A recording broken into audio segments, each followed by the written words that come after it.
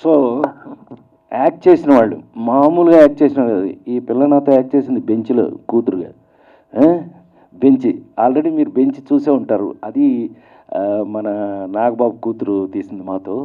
అది already OTT కాబట్టి పెద్దగా మనం అంటే చెప్పట్లేదు పెద్దగా వాటి గురించి. ఇప్పుడు రాను రాను అవే ఎక్కువ అవుతాయిలేండి. ఏది ఏదో సినిమా చెప్పినట్టు మొన్నటి వరకు ఇప్పుడు హరికథ అని ఒకటి రన్ అవుతుంది. జోక్ ఏంటంటే హరికథ మీ అందరికి ఒక చిన్న ఇన్ఫర్మేషన్ చెప్పనా, సౌత్ ఇండియా కన్నా నార్త్ ఇండియాలో ఎక్కువ చూస్తారంటే వాళ్ళు. తెలుసా నీకు అది? నార్త్ ఇండియాలో ఎక్కువ చూస్తారట. కొట్టచ్చు చెప్పట్లేదు, ఎవరు కొట్టబోయారు. ఎందుకు అని అంటే it's not a joke. Prime టైమా ఇది డిజ్నీ హాట్స్టార్. డిజ్నీ హాట్స్టార్ వాళ్ళు కొనేసుకున్నారు. వాళ్ళు కొనేసుకునేది అంటే మంచిదే, అదొక ప్లాట్ఫాము. అందులో కూడా నన్ను బాగానే చూస్తున్నారు, అందుకని అది పక్కన పెడదాం.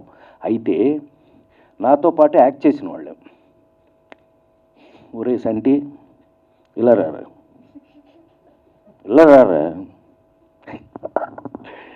నాకు వీళ్ళందరితో ఎంత చనువు ఉంటుంది అని అంటే, ఆనాటి బ్రహ్మానందం దగ్గర నుంచి కూడా ఈనాడు చంటి వీళ్ళందరితో వీళ్ళతో నేను ఎంత బాగా ఎంత సరదాగా ఉంటుంది అంటే, ఇందాక చెప్పింది కూడా వాడు నిజంగా భయపడి కాదు, ఓవర్ యాక్షన్. ఇది ఎంత ఓవర్ యాక్షన్ చేస్తాడో మీరు ఈటీవీ అందులో చూస్తుంటారు కదా, వాటిల్లో ఏంటయ్యా అంటే ఫైనల్గా నా మీద ఉన్న గౌరవంతో షార్ట్ రిహార్సల్ చేసిన తర్వాత ఒక్కసారి నా చేత ఓకే చేయించుకుంటారు. అది ప్రేమ.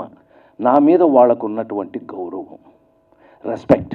అంటే లేడీస్ టైలర్ సినిమా దగ్గర నుంచి 2.6 దగ్గర నుంచి ఈనాటి వరకు కూడా మరీ లాంగ్ కదా, 48 సంవత్సరాలు పనిచేస్తున్నాను కదా, అందుకని టూ మచ్. అందుకని టూ మచ్ చేస్తాం. వాళ్ళు ఉన్నారు కాబట్టి, ఇదిగో రూపేష్ లాంటి వాళ్ళు సినిమాలు టేస్ట్గా తీస్తున్నారు కాబట్టి, మా పవన్ లాంటి వాళ్ళు డైరెక్టర్లు నా మీద కథలు రాస్తున్నారు కాబట్టి ఇంకా మేము చేస్తున్నాం. అది ఎనీవే ఇట్ లవ్లీ. వీళ్ళందరితో వర్క్ చేయటం ఎంత లవ్లీగా ఉంటుందో మరొక మాట చెప్పలేను నేను.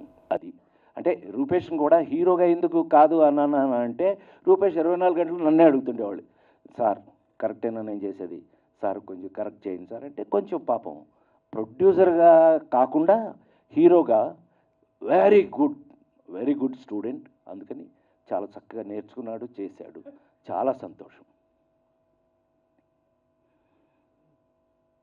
అర్థమైంది. అర్చన పొరపాటిది తడబాటిది గుంజీలే తీసెయ్యన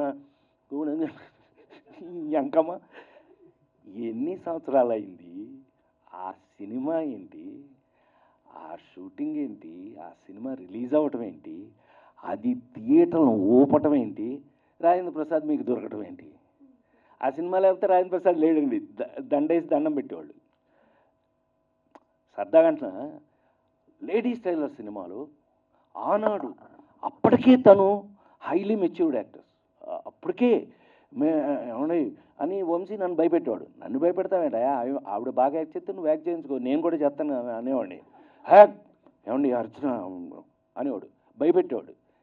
అందరూ భయపెట్టాడని మనం కూడా సుజాత మై మర జాత తుమారా చుట్టూ పిరు జాత, అది నా తలరాత, హం పడా తుమారి తొడ, హం బచ్చా బట్టల సత్యంలు వచ్చా, ఇలా చెప్పేసాం. అప్పట్లో ఏదో సరిపోయింది. మరి ఈనాడు నిజంగానే నాకు ఎంత ఫుల్గా, అమ్మాయి నువ్వు చెప్పటం అని కాదే, నేను నిజంగానే అంత సంతోషంగా ఉన్నాను. నిజంగానే షష్టి పూర్తి సినిమా ఒక ఫుల్నెస్ ఇచ్చింది నాకు. ఎందుకు ఇచ్చింది అని అంటే, అన్ని సంవత్సరాల క్రితం యాక్ట్ చేసిన మేమిద్దరం ఈవేళ వాళ్ళు ఆలోచించటం, వాళ్ళు ట్రై చేయటం, తీసుకురావటం, ఇదంతా ఈ పవన్కి రూపేష్ గోళ మనకు సంబంధించింది కాదు. అది నాకు ఊరితే చెప్తుండేవాళ్ళు, సార్ అర్చన ఏమయ్యా అర్చన ఓకే అయిందా లేదా అంటుండేవాడు. నేను నువ్వెందుకు 24 గంటలు అర్చన అని చెప్పడం. ఎప్పుడో లేడీస్ టైలర్లో యాక్ట్ చేశాను, మళ్ళీ ఇన్ని సంవత్సరాలు అయింది సురేష్, మళ్ళీ ఎప్పుడు చూడలేదు మధ్యలో. నేను కలుసుకోవాలి ఏమ్మాయి, మనం ఎప్పుడైనా కలుసుకున్నాం మధ్యలో, కనీసం హలో మధ్యలో కలుసుకోవడం కూడా లేదండి. స్టిల్ ఎంత సంతోషం చూడండి, ఎంత ఆనందం చూడండి. మా ఇద్దరి మీద ఆ క్యారెక్టరైజేషన్స్ మీరు సినిమాలో చూస్తారు. నిజంగానే ఒక ఇద్దరికి ఎవరి క్యారెక్టర్ వాళ్ళది ఉండటం అనేది ఒక అదృష్టం కలిసి వచ్చిన విషయం. సరే, మంచి క్యారెక్టరు యాక్టర్గా నేను ప్రూవ్డ్, అంటే ఫిల్మ్ ఇన్స్టిట్యూట్లో గోల్డ్ మెడల్ తీసుకుని వచ్చిన దగ్గర నుంచి కూడా నేను ఐ హ్యావ్ రెస్పాన్సిబిలిటీ. నేను చిరంజీవి గారు అనేవాడు మాట సరదాగా, రాజా బాగా యాక్ట్ చేశాడా, హిట్లర్ ఎప్పుడు అన్నాడు, రాజా బాగా యాక్ట్ చేశాడు, ఎవరి కోసం చేస్తాడు, చెయ్యిపోతే తిట్టాలి కానీ అని వెళ్ళిపోయాడు. అలా నాకు చేయటం రెస్పాన్సిబిలిటీ. సో నాకు దొరకటం అదృష్టం, క్యారెక్టర్ దొరకటం అదృష్టం. ఇంకా సరదాగా ఒక మాట చెప్పాలి అంటే, ఇళయరాజా గారి దగ్గరికి వెళ్ళి షష్టి పూర్తి ఎవడగరా అని అంట, సార్ మన రాజేంద్ర ప్రసాద్ గారు, వాడా అన్నాడు. వీళ్ళకి షాకు, వాడంటాడేంటి ఈయనని.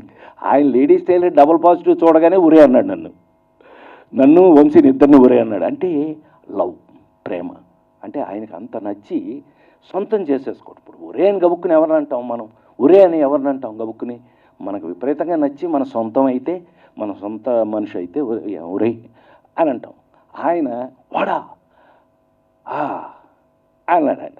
సో అద్భుతమైన టెక్నీషియన్స్ వర్క్ చేసి, క్యారెక్టర్స్ అద్భుతంగా, మంచి కథ. షష్టిపూర్తి కానీ మీకు ఒక లెవెల్కి కథలు ఎంత జాగ్రత్త తీసుకుని ఉంటారని మీకు అర్థమైపోయి ఉంటుంది. ఈ సినిమాని తప్పకుండా మీరు మన సంస్కృతి, మన సంప్రదాయం, తెలుగువారి సంప్రదాయం, తెలుగువారి సంస్కృతిని మీరు లైక్ చేసేవాళ్ళు, మీకు ఇష్టమైతే కనుక, మారిపోతున్న ఈ జనరేషన్లో ఇంకా మన పాత సంప్రదాయాలని వాటిని గుర్తు చేయడానికి ఇలాంటి సినిమాలు రావాలి అని అనుకునే వాళ్ళలో నేను ఒకడిని. అందులో నేనే పనిచేయటం, అది భగవంతుడు నాకు ఇచ్చినటువంటి అదృష్టంగా భావిస్తూ, ఈ అదృష్టాన్ని మీరందరూ కూడా థియేటర్లో చూసి, ఫ్యామిలీతో సహా చూసి, మనవరాళ్ళు, చిన్నపిల్లల్ని అందరితో సహా, తాత, అమ్మమ్మలు, నాయనమ్మలు వాళ్ళందరితో కలిపి చూసి మీరందరూ కూడా ఎంజాయ్ చేసి, మేము ఏ కమిట్మెంట్తో అయితే ఈ సినిమాని ఒక సంప్రదాయబద్ధంగా తీసాము, ఒక సంప్రదాయబద్ధం అంటే మన గోల మిస్ అవ్వదు, మన గోల లేకపోతే ఎట్టాగా, లేడీ టైలర్లోనే గోల, ఇవాళకి అదే గోల. సో ఒక గోల చేస్తూనే మన సంప్రదాయాల్ని, మన సంస్కృతిని ఎలా మెయింటైన్ చేసాం, ఎలా సరదాగా, సినిమా యొక్క పర్పస్ ఏమిటి అని అంటే, ఇవాళ సినిమాలో కథలు మారిపోయినాయి, చాలా రకాలుగా మారిపోయినాయి. ఏం మారినా మన సంస్కృతి, మన సంప్రదాయం మాత్రం ఎప్పుడు ఉండాలి, ఉంటుంది, ఎప్పటికీ ఉంటుందని, ఆ ఉండే వాళ్ళల్లో కొంచెం మేము కూడా ఉన్నాం కాబట్టి ఆ సంప్రదాయాన్ని మీరందరూ కూడా గుర్తు చేసుకుంటూ ఈ సినిమాను చూసి, థియేటర్లలో చూసి, మీరందరూ కూడా మన మన మన మన ఇళ్లల్లో ఏం కావాలి, ఏమి ఉంటే మనందరం సంతోషంగా ఉంటాం, జీవితానికి రాబోయే కాలంలో ఇంకా సంతోషంగా ఉండడానికి మనం జీవితంలో ఎలా ఉండాలి అనేది చూడండి, నేర్చుకోండి. ఎప్పటికీ నా లైఫ్ ఉన్నంత వరకు కూడా నా ప్రాణానికి ప్రాణమైన తెలుగు ప్రేక్షక దేవుళ్ళందరికీ పాద నమస్కారం.